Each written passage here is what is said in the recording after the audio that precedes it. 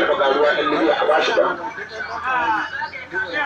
Baba Alula yana wasan yankan taya, yana kwantar da mutum ya rugo da fito da keke ya ɗaga tayar gaba kafin ta bayan ta zo ya ɗaga ta ya tsallake mutum da keke bai taka shi. Don Baba Alula ya wasan shi kace yana tsari da wannan ka je da Allah Baba Alula bai tsari Allah aka roƙa ya biya bukatu. A aikin nan Baba Alula shi ɗan turi da shi duk kayan da ka gani Baba Alula su yi riba kaɗan mai albarka tare da yawa ba ta da albarka.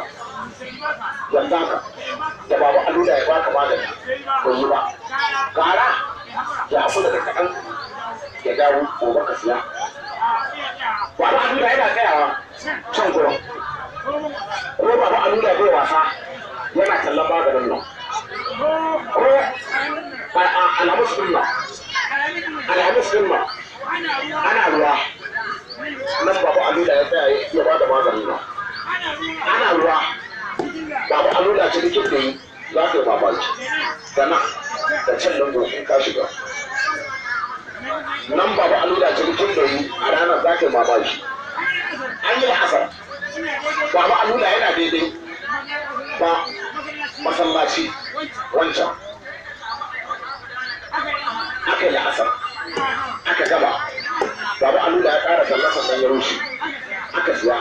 Yanzu ba baka ji ba a gaida ake ba Baba Alula kuɗi ana ci ba ta da daɗi in ka tura Allah ya sa ka ci naman layya basir idan ya kwanta don ke tado shi naman layya shi ke tado shi.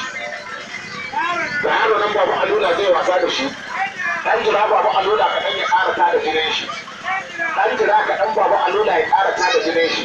Keke ba shi da kunya tun mai hawan keke ya san halin keke shi Baba Alula Allah ya hore ma Baba Alula keke. Baba Alula ya yi jin tsoron faɗo da keken nan nashi. Ga wannan ai ba shi da wuya in ka gani gobe in ka je gida ka samu keke ka bara. Ba da mu da bana ga zaki ga maiko ga rana ga tsakuwa ga yashi ba a damu da bana ba. Shekarun da kaɗan ka zama yadda ka san tsohuwar Nokia.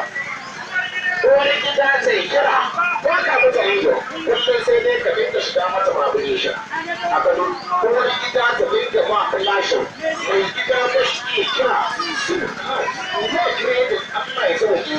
Wani gida ta mutu ta sa kuɗi a waya ta kira mai gida sai dai kwamfiyuta ta yi mata turanci da nan bayi ta da ciki sun zo da sakandin plus ra'ayin laifin mai gida zama tura a yan laifin Allah ya sauke.